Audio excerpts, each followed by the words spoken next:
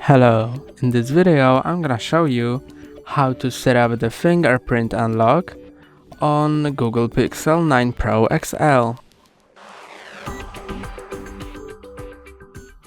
To set up the fingerprint unlock, go to Settings, then go to Security and Privacy, Device Unlock, Fingerprint and Face Unlock, then confirm your screen lock,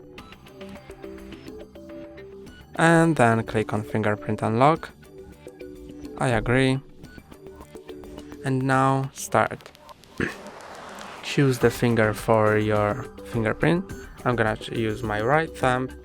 Then hold your phone in like you would normally and place your fingerprint on the sensor.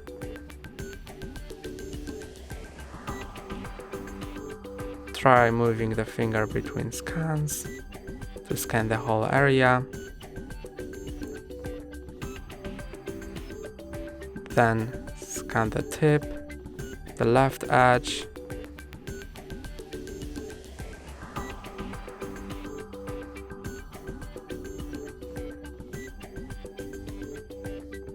and the right edge. Then click on Done. And now you can unlock your phone with your fingerprint.